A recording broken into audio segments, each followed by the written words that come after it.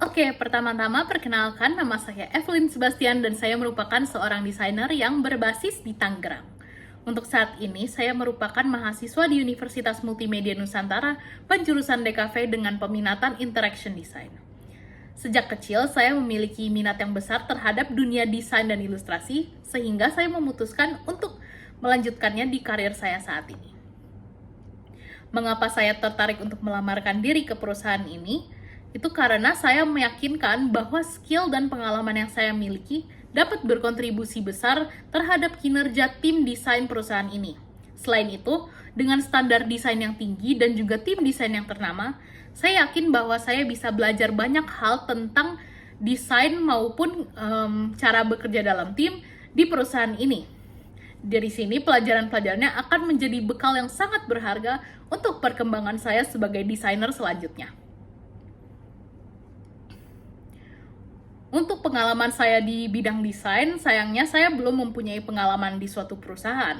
Namun, saya bisa menyebutkan pengalaman saya di organisasi kampus dan juga freelancing.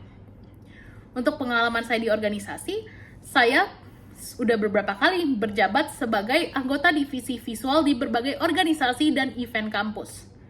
Di sini saya bertugas untuk merancang berbagai media seperti story, poster, maskot, logo, dan lain-lain untuk kepentingan event dan organisasi. Untuk tahun ini, saya juga diberi kesempatan untuk menjadi koordinator divisi visual untuk salah satu acara kampus. Di sini saya bertugas untuk merancang identitas visual acara tersebut dari awal. Dan di sini saya juga ditugaskan untuk membuat GSM dan juga selain menentukan identitas visual, saya ditugaskan untuk mengatur kinerja dari anggota-anggota divisi saya. Untuk pengalaman freelance saya pernah membuka komisi ilustrasi di mana klien akan datang ke saya dengan suatu prompt atau suatu kebutuhan yang butuh diilustrasikan. Di sini saya belajar banyak hal tentang bagaimana cara berkomunikasi dengan klien secara profesional. Selain itu, saya juga belajar banyak tentang time management dan tentang cara mengolah bisnis sendiri. Dan semua pengalaman ini yang aku dapat dari organisasi maupun freelance telah menjadi bekal yang sangat berharga untuk perkembangan saya juga. Kelebihan utama saya sebagai desainer adalah kemampuan saya untuk terus belajar. Kenapa saya menyebutkan seperti itu? Karena di dunia desain kita tidak bisa desain ibaratnya seenak kita saja. Kita harus mementingkan target audience, mementingkan klien, mementingkan lembaga yang kita desain untuk. Maka dari situ kemampuan saya untuk belajar berarti bahwa saya juga mudah untuk beradaptasi kepada situasi yang sangat beragam. Misalnya, jika satu organisasi butuh desain yang tidak sesuai dengan gaya gambar yang saya biasa lakukan, saya bisa beradaptasi dengan cepat untuk menyesuaikan gaya visual saya dengan gaya yang mereka inginkan atau butuhkan. Untuk kekurangan utama saya sebagai desainer, saya akan menyebutkan lack of references. Kenapa saya menyebutkan seperti itu? Karena sebagai desainer kita memerlukan wawasan desain yang sangat luas, sehingga kita harus konsumsi berbagai macam media yang beragam. Tetapi karena keterbatasan waktu, aku cenderung suka tidak mencari wawasan-wawasan tersebut secara aktif. Namun, untuk mengatasi kekurangan tersebut, saya juga sudah menyingkirkan sedikit waktu untuk mengkonsumsi media-media yang lebih beragam agar saya dapat referensi yang lebih luas. Dan dengan membedah karya-karya desain ataupun karya-karya seni tertentu, saya dapat menerapkan prinsip-prinsip yang saya belajar dari media tersebut kepada desain saya sendiri. Jika saya dapat mendeskripsikan gaya desain saya dengan satu kata, saya akan menyebutkan ilustratif. Kenapa? Karena dari referensi yang saya biasa dapatkan dan inspirasi yang saya memang kumpulkan dari kecil, saya itu cenderung suka media yang lebih cenderung kepada storytelling. Maka di setiap desain saya itu biasa ada aspek naratifnya. Maupun itu graphic design ataupun ilustrasi, pasti ada makna yang tersirat di balik desain-desain saya. Berhubungan dengan karya favorit di portofolio saya akan menyebutkan satu ilustrasi yang berjudul Practical Exam. Kenapa saya menyebutkan ilustrasi ini? Karena saya dapat menerapkan elemen storytelling dan naratif yang sangat kuat dalam ilustrasi tersebut.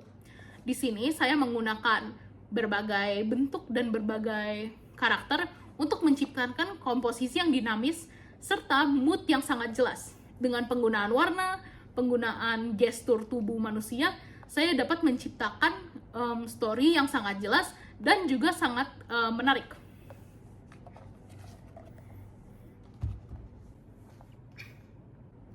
Untuk cara saya bekerja dengan tim, saya bisa meng-highlight 3 elemen yang sangat penting.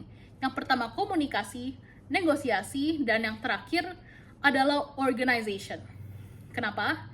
Karena sebagai anggota tim kita harus terus berkomunikasi dengan rekan-rekan kita. Kedua, negotiation. Kenapa? Karena sebagai satu tim kita tidak mungkin selalu mempunyai pandangan yang sama satu sama lain. Maka kita harus pintar-pintar menegosiasi dan juga menyampaikan konklusi yang damai untuk menjaga kinerja tim.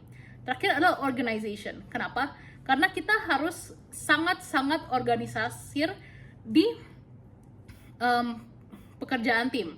Karena jika kita kerja dengan berantakan, maka itu akan menyulitkan tim kita dan itu akan menghancurkan kinerja tim. Maka dengan 3 faktor tersebut, saya bisa menilai bahwa saya sangat baik bekerja dengan tim karena saya memperhatikan 3 faktor tersebut. Untuk klien yang memiliki visi berbeda tentu pernah. Kenapa? Karena ada suatu saat di mana salah satu karya yang saya rancang untuk organisasi itu kurang sesuai dengan standar yang memang sudah ditetapkan. Bagaimana cara aku menghadapinya? Aku memutuskan untuk merendahkan ego saya dan menyesuaikan karya saya sesuai dengan standar yang memang sudah ditetapkan. Kenapa? Karena jika memang kita desain untuk sebuah organisasi atau sebuah perusahaan, kita tidak boleh mengutamakan preferensi kita sendiri, namun kita harus tetap menjaga standar. Dan dari sini saya belajar juga banyak hal tentang bagaimana kerja di lingkungan profesional. Untuk masa depan saya di era AI, saya tidak melihat akan banyak masalah. Kenapa? Karena kita sebagai desainer mempunyai satu kualitas yang sangat valuable, yaitu human experience.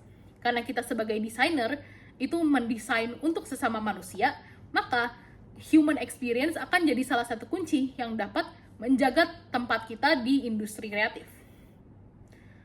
Dan dari sini kita bisa juga mengimplementasi AI, tetapi hanya sekedar tool atau alat bantuan kita. Jadi untuk kita beradaptasi seterusnya, kita harus tetap menonjolkan kemanusiaan kita di dalam desain dan menggunakan AI cuman hanya alat bantu doang, jangan diandalkan. Mungkin sekian dari saya, terima kasih atas perhatiannya dan juga kesempatan untuk wawancara ini, dan sampai jumpa.